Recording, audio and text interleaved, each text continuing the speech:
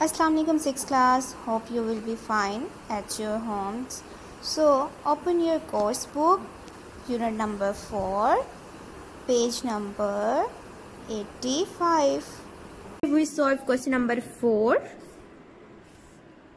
The ratio of the number of marbles Farhan had to the number of marbles Junaid had was 3:4. Farhan के पास marble हैं और जुनाव के पास, फरहान के पास कितने हैं 3 और जुनाव के पास 4. ठीक है.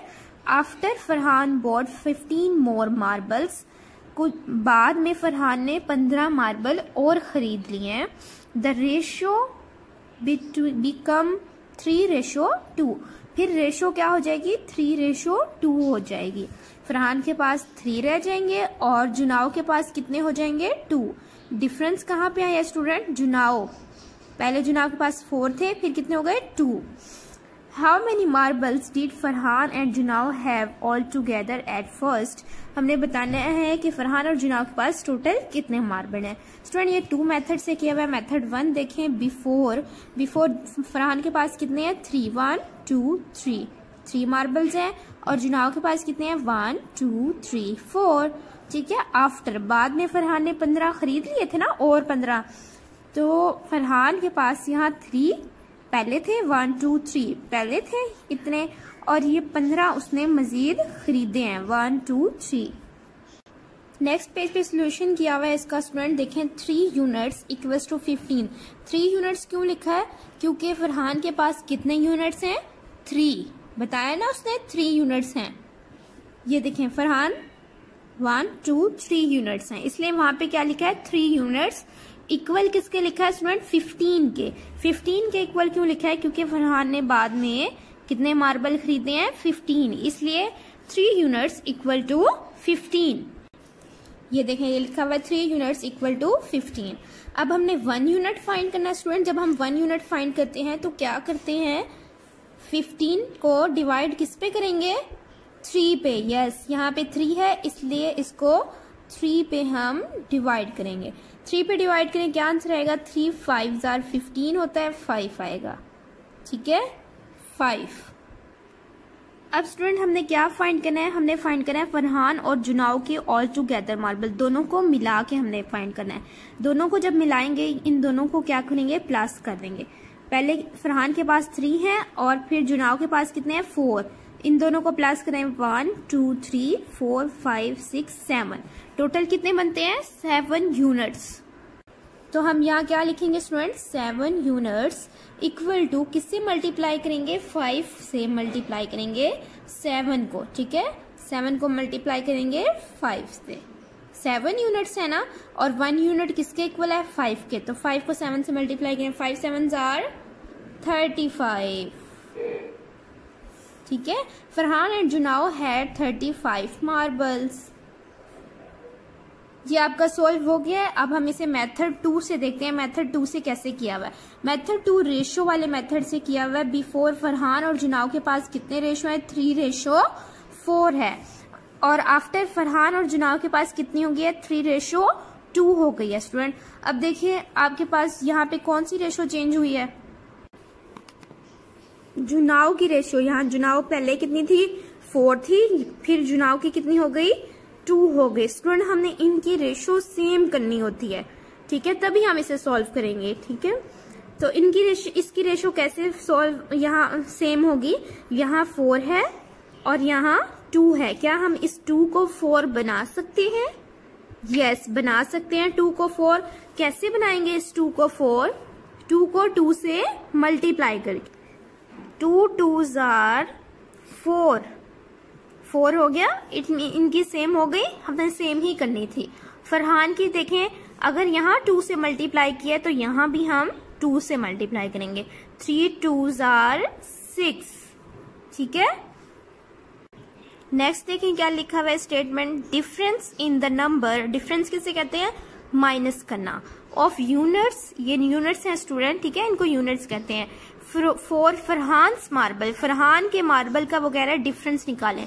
फरहान के मार्बल यहाँ 3 है और यहाँ क्या है 6 है, तो 6 में से हम क्या करेंगे 3 को माइनस कर देंगे। डिफरेंस का मतलब माइनस करना, फरहान के मार्बल्स को हमने माइनस करना है, यहाँ लिखा हुआ है। 6 में से 3 माइनस करें, क्या आंसर आएगा? 3। इट मीन्स ये किसके इक्वल है? 3 यूनिट्स। यूनिट्स फाइंड किया ना हमने, 3 यूनिट्स इक्वल टू 15। बाकी स्टेप्स जैसे हमने ऊपर किया था वैसे ही है। 1 यूनिट अगर हम फाइंड करेंगे तो ये किस पे डिवाइड होगा? किस पे? 3 पे। 3 5s are 15। और टोटल कितने यूनिट्स हैं? कितने यूनिट्स हैं टोटल? 7 यूनिट्स।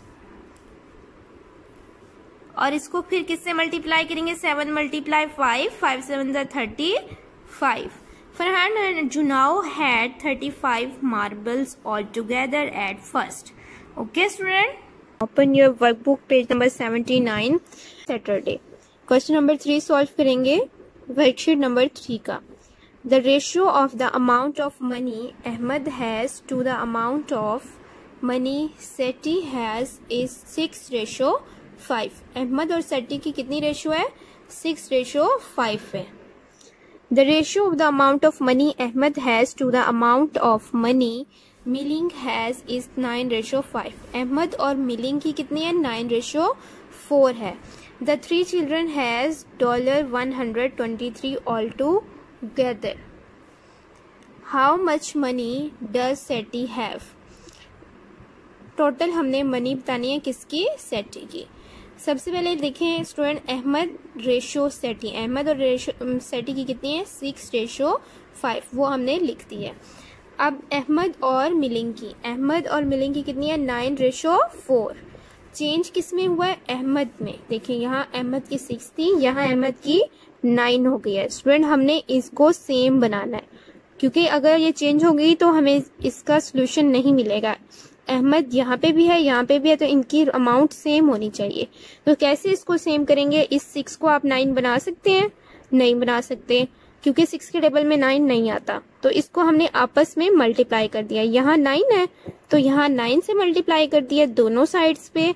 यहाँ 6 है तो यहाँ 6 से मल्टीप्लाई कर दिया दोनों साइड्स से. 6 9s are 54 ratio 5 9s are 45. 9 6 are 54, 4 6 are 24. देखिए अब स्टूडेंट अहमद की सेम हो गई है, मनी सेम हो गई है.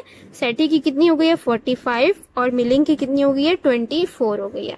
तीनों की आपने बतानी है. द 3 चिल्ड्रन हैव, तीनों की पहले हम ऑल टुगेदर बता देते हैं. रेशो क्या है? अहमद सेटी मिलिंग 54 रेशो 45 रेशो 24. यहाँ तक स्टूडेंट ए पार्ट था वो हमने सॉल्व कर लिया. अब वो कह रहे हैं 3 चिल्ड्रंस के पास टोटल अगर हम करें तो कितने डॉलर बनते हैं? 123 बनते हैं. तो हम देखते हैं ये कैसे करेंगे. नंबर ऑफ यूनिट्स कैसे फाइंड करेंगे? इन तीनों को प्लस करके यूनिट्स फाइंड करने हैं. कैसे करेंगे? इन तीनों को प्लस करेंगे.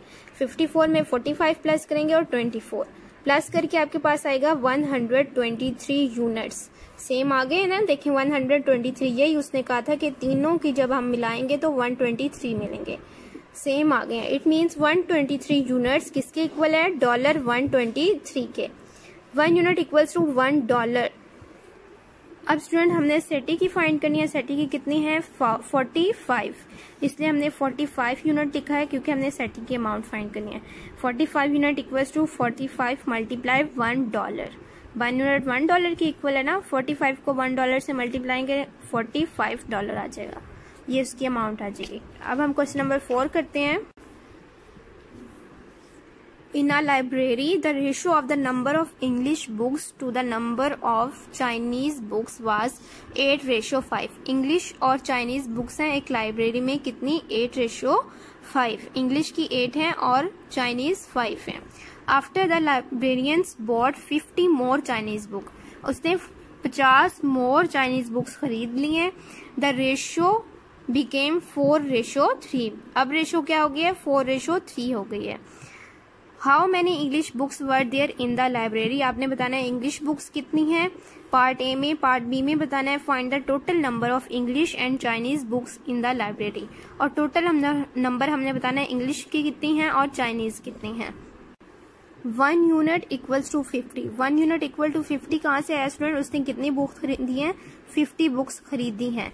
कौन सी खरीदी है? सिर्फ चाइनीज खरीदी है. एक बुक टोटल हमारे पास चाइनीज और इंग्लिश है ना, लेकिन उसने कितनी सिर्फ चाइनीज खरीदी है, इसलिए 1 यूनिट इक्वल्स टू 50। अब हमने किसका फाइंड करना है, इंग्लिश बुक्स का फाइंड करना है। इंग्लिश बुक्स यहाँ पे कितनी रेशो दी हुई है इंग्लिश बुक्स की, 8। तो 8 से हम इसको मल्टीप्लाई कर देंगे, 8 यूनिट इक्वल्स टू 50 मल्टीप्लाई 8।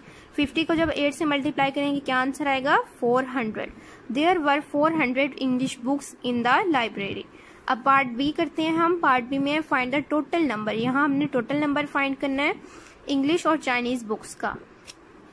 अब स्टूडेंट हमने इंग्लिश और चाइनीज की बतानी है 14 यूनिट्स। हमने यहाँ 14 यूनिट्स क्यों लिया, हमारे पास पहले रेशो क्या थी, 8:5 इंग्लिश और चाइनीज बुक्स की। 8 में 5 प्लस करें कितना होता है, 13। अब उसने कितनी चाइनीज बुक, सिर्फ चाइना की बुक उसने खरीदी है, तो +1 करें, सिर्फ 1 खरीदी है ना। 13 में 1 प्लस करें 4, 14 यूनिट्स बन जाएगा। अब 14 को 50 से मल्टीप्लाई करें, 15 उसने बुक्स खरीदी हैं। 15 मल्टीप्लाई 14 कितना होता है, 700। 700 आ जाएगा। It means total number of English and Chinese books in library in the end was 700। English की भी 700 है और चाइनीज भी 700 है। ओके स्टूडेंट, अब आपने इसकी प्रैक्टिस करनी है और इसे नोट कर लेना। अल्लाह हाफिज।